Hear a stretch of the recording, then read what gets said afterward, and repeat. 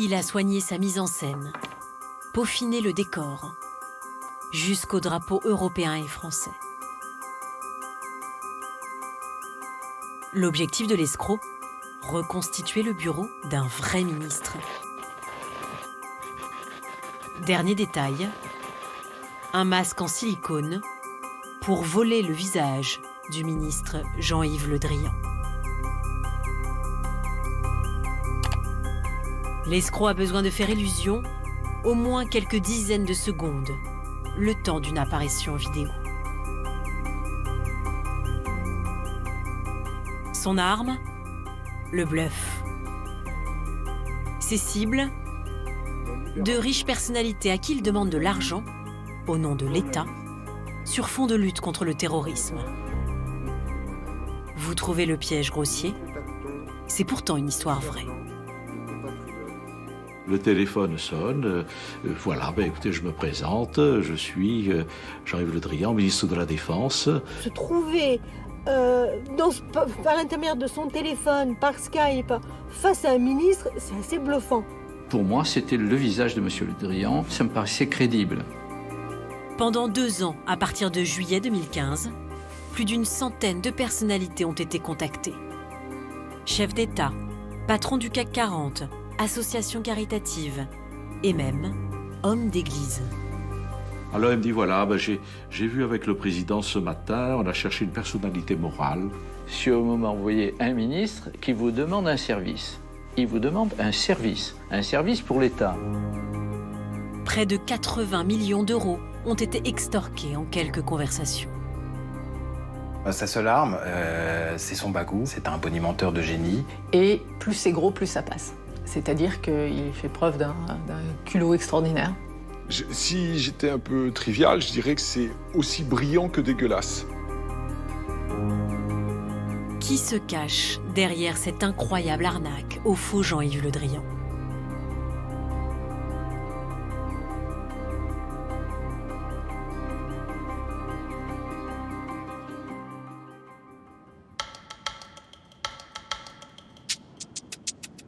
Tout commence à Tunis, en juillet 2015. Les services du ministre tunisien de la Défense reçoivent un mail signé Jean-Yves Le Drian. En pièce jointe, une facture pour 4 hélicoptères Tigre et un échéancier de paiement de plusieurs millions d'euros. Sauf que les Tunisiens n'ont jamais passé une telle commande. Intrigués, ils appellent leurs homologues français, le cabinet de Jean-Yves Le Drian, qui tombe des nues. C'est une usurpation d'identité, le début d'une longue série. Le faux Le Drian contacte ambassades et gouvernements de plus de 50 pays. Centrafrique, Togo, Yémen. Pour l'instant par téléphone et par mail. Mais le scénario a changé. Fini les hélicoptères. Il joue désormais sur la corde sensible. Des journalistes auraient été enlevés par des djihadistes. L'État aurait besoin d'une avance pour payer la rançon et promet un remboursement rapide. Jusqu'ici, aucun interlocuteur ne s'est fait piéger, mais cela ne va pas durer. Nous sommes au début de l'année 2016.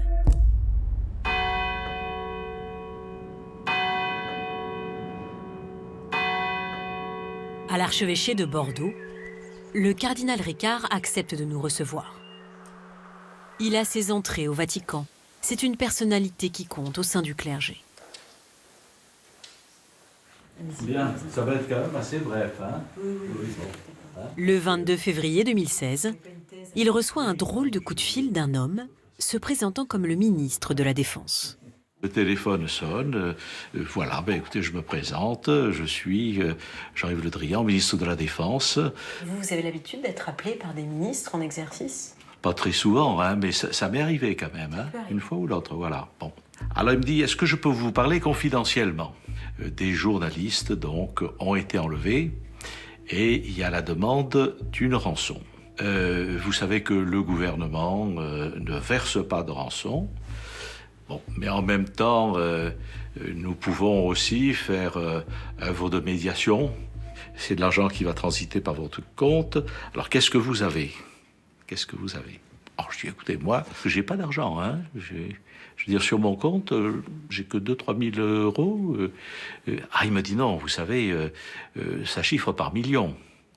Alors il me dit, écoutez, on va réfléchir et je vous rappelle lundi matin. Le lendemain, Monseigneur Ricard est alerté par un SMS. D'autres figures de l'Église ont été approchées par un escroc, se faisant passer pour le ministre. Malgré tout, la personne m'a retéléphoné. C'est à ce moment-là que je lui ai dit, écoutez, monsieur, j'ai appris que, en fait, j'avais affaire à des escrocs. Et à ce moment-là, ça a raccroché. Nous sommes le 29 février 2016 et la roue va tourner en faveur de l'escroc et de ses complices. Le lendemain, pour la première fois, une victime mord à l'hameçon. 5 virements pour un montant de 20 millions d'euros. La victime est le prince Aga Khan IV, un milliardaire passionné de chevaux. Quelques jours plus tard, la propriétaire de Château Margaux dans le Bordelais verse à son tour 6 millions d'euros. Ils n'ont pas souhaité s'exprimer. Vincent Monnier, journaliste pour l'hebdomadaire L'Obs, connaît bien les méthodes de ces escrocs. C'est vrai qu'à chaque fois, quand on voit ça de l'extérieur, on se dit comment c'est possible ? Comment les gens sont assez crédules pour virer 1 million, 2 millions d'euros après un simple coup de fil avec un ministre sans prendre de précautions. Alors, il faut savoir qu'ils prennent des renseignements sur leurs victimes potentielles avant de les appeler. Ils cherchent des informations sur elles pour appuyer effectivement sur certains leviers ensuite. Trouver la faille de son interlocuteur pour le convaincre. Frédéric Guinaud, patron d'un groupe industriel de 1200 personnes, a failli en faire les frais. Ça va les jeunes gens ?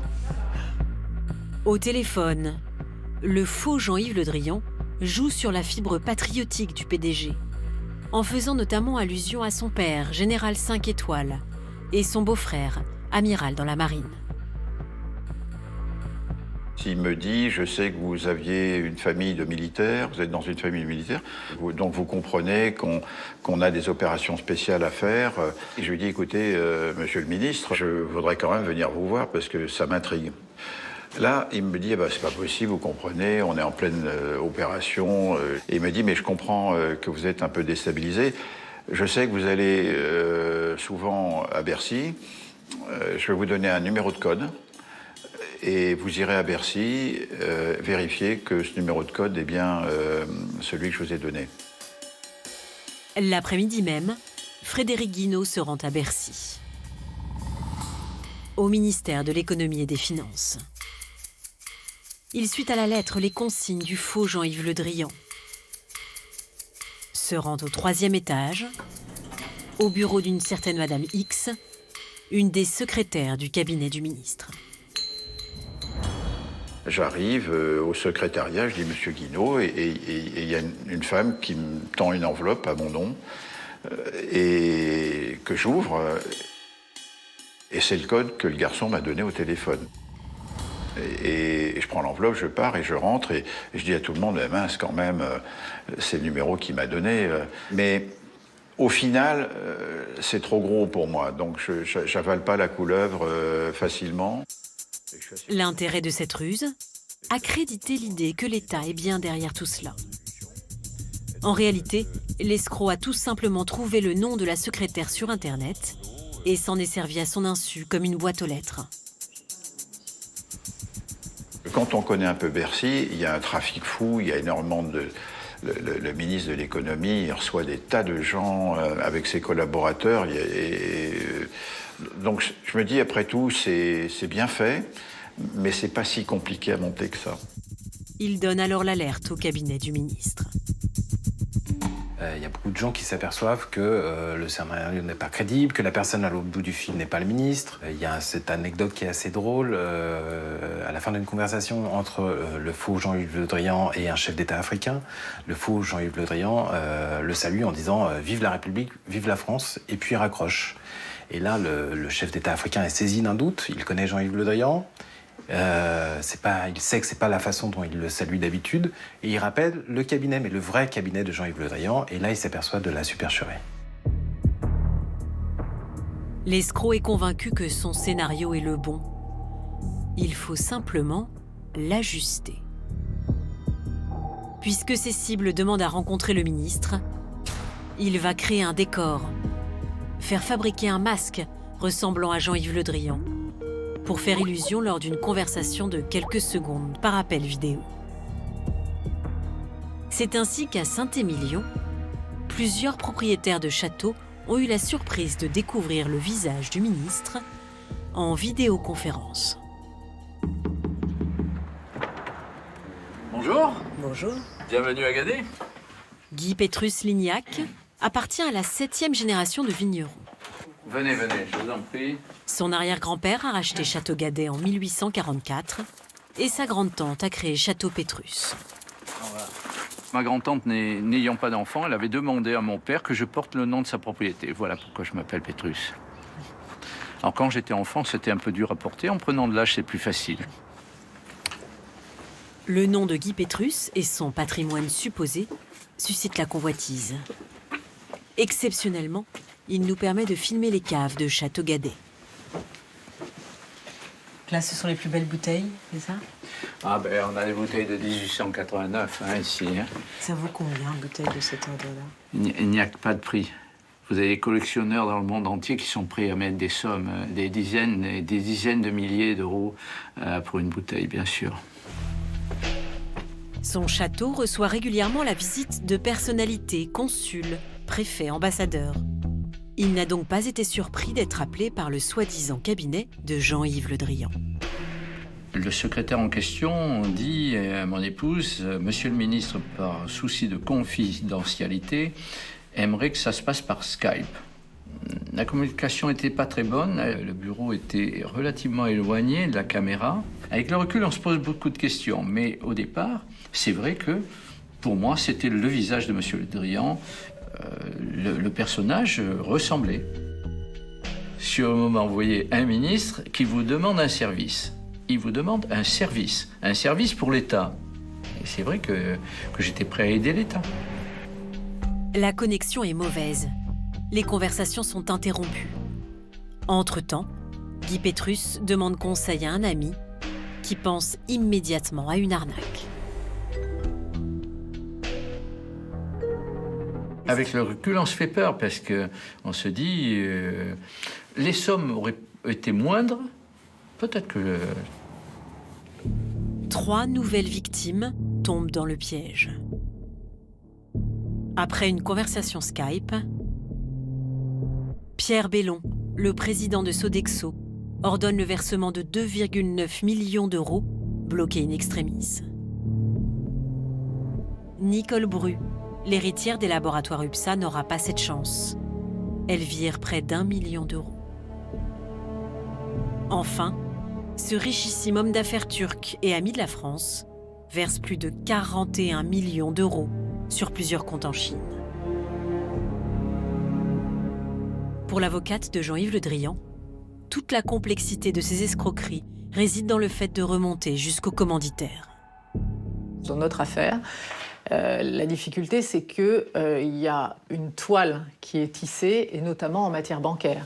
C'est-à-dire qu'il y a des virements qui sont effectués par les victimes, et ces virements atterrissent sur un compte. Il y a un virement de ce compte à un autre compte, et ainsi de suite. Donc on peut aller ensuite dans des paradis fiscaux, et pour récupérer son argent, il faut chercher qui a initié l'action, qui est l'auteur principal de cette infraction, et ensuite tous ses complices. Pour retrouver le commanditaire, le masque est peut-être une piste.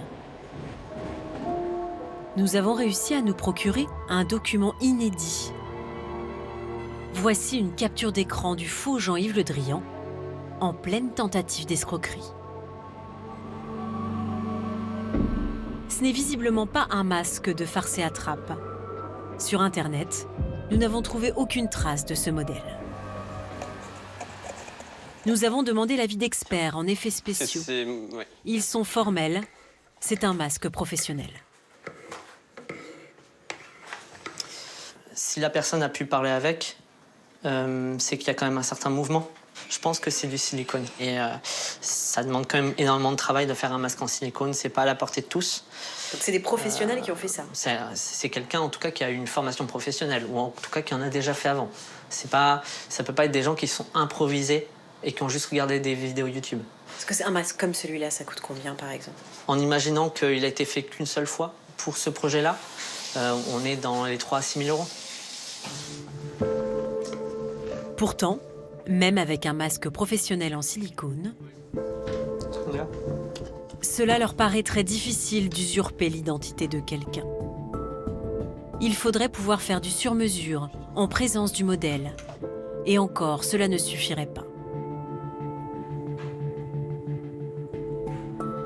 Il y a des limites, donc on ne peut pas tout faire avec un masque en silicone. On n'arrivera jamais, par exemple, à avoir le résultat Mission Impossible avec le masque enlevé comme ça et où la personne y croit, mais même si elle est très près du visage de la personne, à 2 mètres de la personne. Et bien sûr, là, sur la conversation, si ça se trouve, ça a très bien marché parce que voilà, il y a une histoire de qualité, de machin, enfin voilà. Mais puis on est à une certaine distance aussi. Selon lui, ce n'est pas un hasard si la qualité de l'image est mauvaise et si l'escroc se place à plusieurs mètres de la caméra. Impossible pour ces 2 experts, comme pour les enquêteurs d'ailleurs, de déterminer l'origine et le fabricant du modèle en silicone. Ce n'est donc pas le masque qui va aider les services de police à remonter au commanditaire, mais une autre escroquerie qui porte cette fois une signature. La police connaît très bien les auteurs de l'arnaque dite au PDG.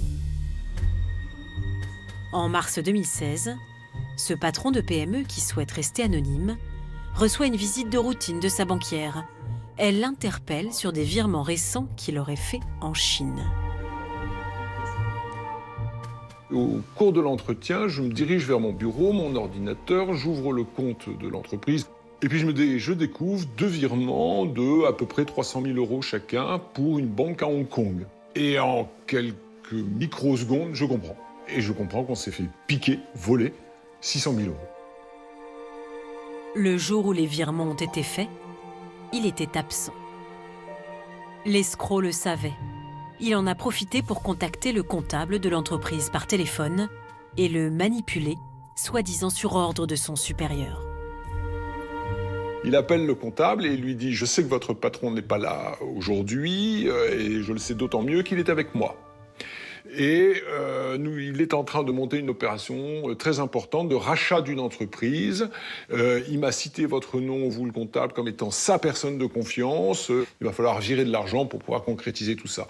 À plusieurs reprises, mon comptable dit à son interlocuteur « Mais enfin, j'aimerais quand même bien pouvoir parler à mon patron. » Et l'autre dit « Non, surtout pas, vous inquiétez pas, mais vous avez vu, il vous écrit, ça, il peut le faire, il peut vous envoyer des mails. » Mon comptable reçoit des mails émis par moi, soi-disant, de ma boîte mail avec mon adresse mail. C'était pas une autre adresse mail, c'était la vôtre. Au point près où mon comptable reçoit des ordres de virement avec ma signature. Et je peux vous dire que quand je les ai vus a posteriori, je me suis dit, mais zut, je n'ai pas signé ça, moi. Quand j'ai vu ma signature, j'ai cru que c'était moi qui l'avais signé. Les ressorts sont les mêmes que dans l'escroquerie au faux Le Drian. L'usurpation d'identité et une capacité de persuasion hors du commun. Quelque part, c'est un peu le corbeau et le renard. J'ai confiance en vous, vous êtes quelqu'un de très bien, votre patron vraiment m'a dit beaucoup de bien de vous. Il y a un deuxième point commun, capital pour les enquêteurs. L'argent de cette PME a atterri sur le même compte bancaire qu'une partie des millions du prince Aga Khan, la première victime du faux Jean-Yves Le Drian. Un compte en Chine, la banque Taizhou. Les enquêteurs pensent immédiatement à un homme, un franco-israélien du nom de Gilbert Chikli. C'est lui l'inventeur de l'arnaque au PDG. L'homme fanfaronne volontiers dans la presse. Ses premiers faits d'armes, avoir réussi à convaincre en 2005 la directrice d'une agence bancaire d'apporter 358 000 euros en liquide dans les toilettes d'un bar à Paris. Les enquêteurs le soupçonnent d'être à la tête d'une véritable bande organisée.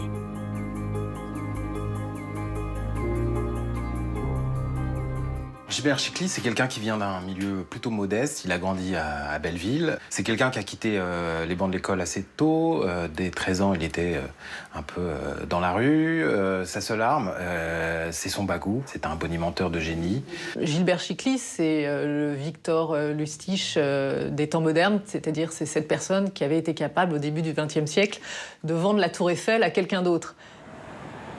En 2015, Gilbert Chicly, considéré comme la tête du réseau, est condamné à 7 ans de prison pour les arnaques au PDG. Mais le banc est vide. Il est en cavale en Israël, un pays qui n'extrade pas ses ressortissants. Peu après sa condamnation, nous avions trouvé son adresse et frappé à sa porte. Rentrez, j'ai pas voulu laisser la porte. À notre plus grande surprise, il avait alors accepté de nous parler avec un aplomb déconcertant. J'ai changé de maison. Ah, vous voulez voir quoi? Piscine, il n'y a plus de lumière. Alors, est-ce qu'il est là? Notre tournage avait commencé par un tour du propriétaire. Gilbert Chicly tenait à nous montrer qu'il était sous bonne garde. C'est ouvert. Avec des hommes en armes. Voilà. Donc ça, c'est la truc. Bon, là, on éteint les caméras parce que c'est quand même un truc assez important. C'est là où, pendant 24 heures sur 24, sont là. Évidemment, il est dans l'obligation de garder son arme, et j'espère pour lui. Sinon, il va avoir quelques soucis. La nuit, au moment de cette interview, Gilbert Chicly venait tout juste d'être condamné pour les arnaques au PDG. Voilà. Donc la nuit... Et pourtant, son premier réflexe était encore de minimiser les faits et de badiner avec la caméra. On reste avec ses enfants, sa femme. Qu'est-ce qu'on me reproche finalement d'avoir pris le téléphone et puis d'avoir téléphoné à certaines chefs d'entreprise? Bon, ben ça va, on le sait. Mais est-ce qu'on peut imaginer une seconde prendre 10 ans de prison pour ça? Je trouve que ça fait un peu beaucoup quand même. Alors, ben moi je me prends un petit verre de whisky parce que j'aime bien le whisky, voilà. Bon, peut-être que c'était la bonne comédie. Ah, mais on va essayer de retrancher ça dans un contexte sympathique, parce qu'évidemment, vous avez manipulé, je manipule personne. Bon, c'était un jeu, c'était marrant. Bon, après, je me suis aperçu que non, que par malheureusement ces victimes qui ont souffert énormément. Bon, ben oui, je suis navré, je suis désolé, et je regrette profondément pour ces victimes. Voilà. Bon, ben je vous fais mes excuses. Je peux pas dire mieux que ça. Qu'est-ce que vous voulez que je fasse hormis de ça? C'est fait. C'est fait, on reviendra pas là-dessus. Aujourd'hui, c'est bien fini. Ouais, totalement fini, ouais. Cette interview date de mai 2015. Je n'avais pas 20 ans. Je ne pensais qu'à rire. Quelques semaines plus tard, le faux Jean-Yves Le Drian rentre en scène. Gilbert Chicly est-il vraiment rangé? Ou a-t-il récidivé en passant à la vitesse supérieure? Les enquêteurs ont des soupçons, il leur faut des preuves. Alors à leur tour, ils vont imaginer un stratagème. Sophie Grenier, directrice financière à la Chambre de commerce et d'industrie des Landes, va leur servir d'appât. En février 2017, elle est contactée par le faux Jean-Yves Le Drian via visioconférence. Elle échange avec l'escroc sans y croire une seule seconde. Depuis le départ, je suis dans l'idée que c'est une blague, que c'est une farce. Parce que je ne vois pas pourquoi le ministre Le Drian m'appellerait. Et quand je comprends que ça va être une escroquerie, puisque son objectif, en fait, c'est de détourner de l'argent de la Chambre de commerce, donc moi aussi, je vais essayer de la mener dans mes filets. Et le jeu de dupe va un petit peu s'inverser. Elle se rend immédiatement à la police, qui lui demande de jouer un rôle. Maintenir le lien avec l'escroc pendant plusieurs jours, jusqu'à lui faire croire qu'elle va effectuer les virements. Et donc, au moment où je clique pour valider ce soi-disant virement, je lui dis, écoutez, je comprends pas, mais là j'ai un souci, ça ne fonctionne pas. Oh, donc là, le ton Et même un petit peu l'angoisse chez lui, dans sa voix, et le stress monte dans sa voix. Il me dit, non mais c'est pas possible. Il me dit, donnez-moi les coordonnées de votre conseiller bancaire, je vais l'appeler, je suis quand même le ministre, c'est pas possible. Il voyait, je pense, dans ses yeux, il voyait les millions arriver, quoi. Mais malheureusement, non. Chaque conversation entre Sophie Grenier, l'escroc, est enregistrée, analysée. Les enquêteurs ont désormais une trace de la voix du faux ministre. Cette voix, d'autres victimes ont aussi eu le réflexe de l'enregistrer.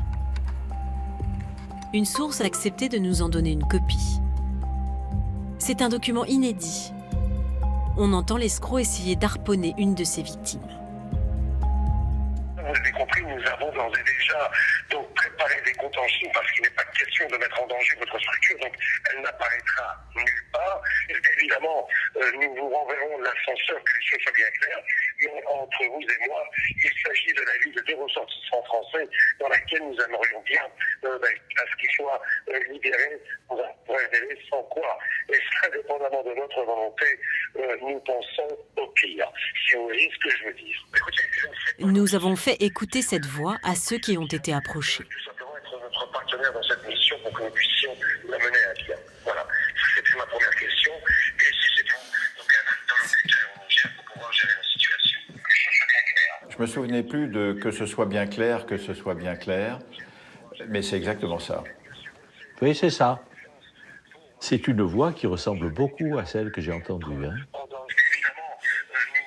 Oui. Oui. C'est bien lui. Hein. Ah, c'est lui. Hein. Vous reconnaissez cette voix-là ? Ouais.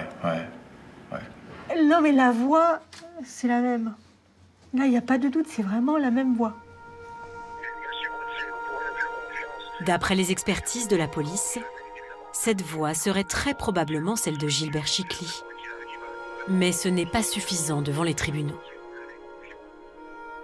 Depuis sa condamnation en 2015, Gilbert Chicly fait l'objet d'un mandat Interpol. Il est très risqué pour lui de quitter sa maison en Israël. Pourtant, le 13 août 2017, il passe la douane, direction Kiev.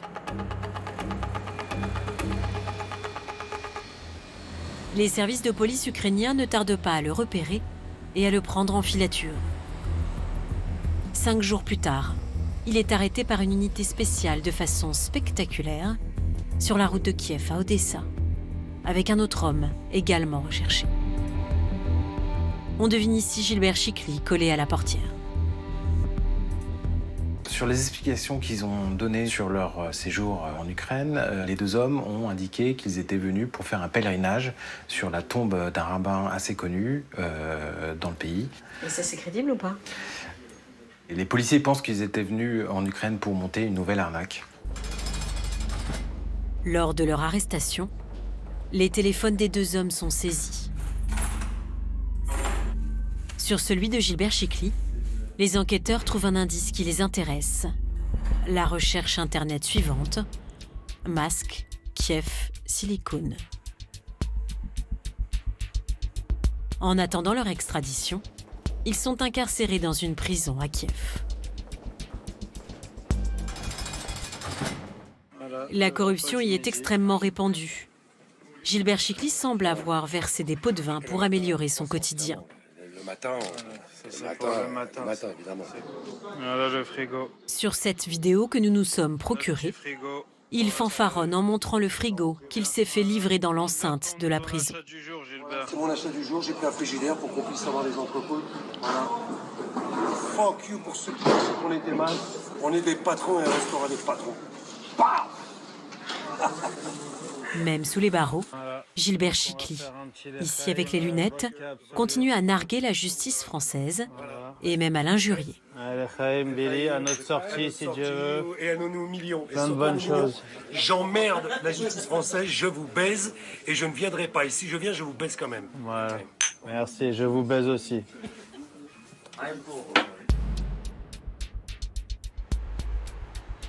Gilbert Chicly a depuis été extradé vers la France.